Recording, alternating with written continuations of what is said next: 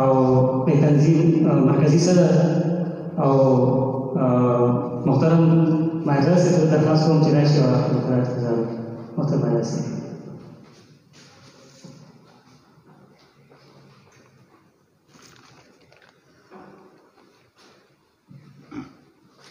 أعوذ بالله من الشيطان الرجيم.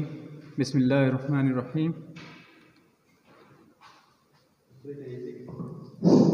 أعوذ بالله من الشيطان الرجيم. بسم الله الرحمن الرحيم.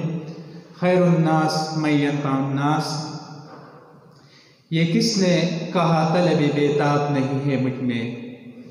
100 बार गिरा हूँ तो मैं 100 बार उठा हूँ, जख्मी हूँ तो मजबूर समझते हैं मुझे लोग,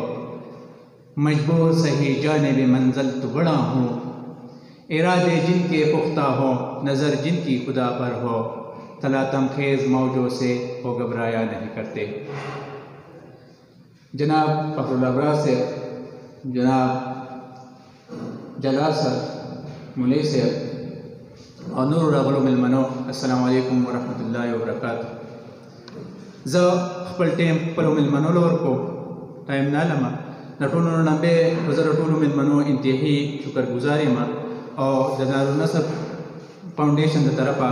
دا وی شکریا دا کومه چې دا هغه زموږ په یو کال باندې خپل قیمتي وخت مونږ ته راکړو او راغلو. دا نصر فاونډیشن د هغې تاریخ صاحب وکړو. زه صرف دا وایم چې مونږ ولې دا سټیپ واخیستو. نو شکر دی الحمدلله چې زموږ څومره نوجوانان دي یا زموږ څومره یک جنریشن دی زموږ د علاقه دا دی له خدای پاک ډېر زیات صلاحیتونه ورکړي دي او زموږ په ځانونو کې خدا دا صلاحیتونه ډېر زیات موجود دي. خو دلته داسې یو پلیټفارم نشته، یو داسې ذریعه نشته زموږ سره، یو داسې تنظیم نشته، یو داسې پلیټفارم نشته چې هغه زموږ دا صلاحیتونه چې دي دا استعمال کړي او زموږ کوم نوجوان نسل چې دی چې هغه په معاشره کې مثبت تبدیلي راولي، د خپل په تعمیر او ترقۍ کې خپل کردار ادا کړي. نو د دې مقصد دپاره په 13 مای او په 22 رمضان المبارک موږ د یو تنظیم سنگ بنیاد کېښودو د دارالنصر فاونډیشن په نوم باندې، چې د هغې مقصد صرف او صرف دا دی چې زمونږ څومره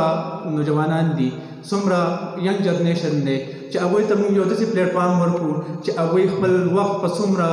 لهو لعب کې تېروي، په څومره فضول کارونو کې خپل ټایم ضایع کوي. نو چې هغوی ته یو داسې پلیټفارم میلاو شي چې د هغو صلاحیتونه چې دي هغه پالش وکړی شي او هغوی خپل ټایم چې دی هغه د ملک او معاشرې په تعمیر او ترقۍ کې استعمال کړي او د هغوی صلاحیتونه چې دي هغه د دې قوم په کار باندې راشي. نو د دې مقصد دپاره موږ د تنظیم بنیادي ښودی دی. تنظیم چې دی شکر الحمدلله زموږ 4مه میاشت چې دا په پروسس کې ده روانه ده، 3 میاشتې زموږ پوره شوي دي. په دې 3 میاشتو کې موږ د ټوټلي تقریبا د 2 لک روپو پورې ډونیشن شوی دی او په هغه 2 لک روپو کې تقریبا 1,80,000 روپۍ چې دي دا موږ په خلکو باندې واپس لګولي دي په مختلف مدنو کې، چې د هغې تفصیل تاسو تاریخ تاسو مخې ته کې هم ښودو چې په هغې کې موږ په وړوکي اختر کې تقریبا 11 خاندان چې دي هغوی له د اختر راشن ورکړی دی. په لوی اختر کې موږ تقریبا 14 کورونو کې د اختر راشن ورکړی دی. د دې نه علاوه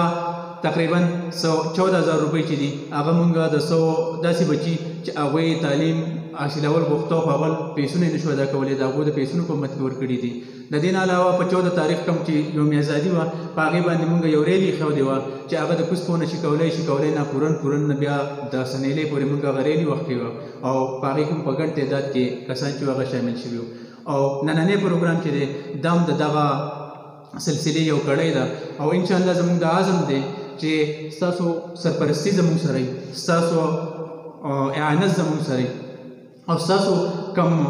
رهنمایي چې دا زموږ سره وي. نو انشاءالله زموږ چې کومه جذبه ده دا به مخ په وړاندې روانې او زموږ دغه عزم دی چې زموږ په معاشره کې هغه خلک چې هغه د بنیادي سهولیاتو نه محرومه دي، هغه خپل بنیادي ضرورت چې دی هغه نشي پوره کولی، هغه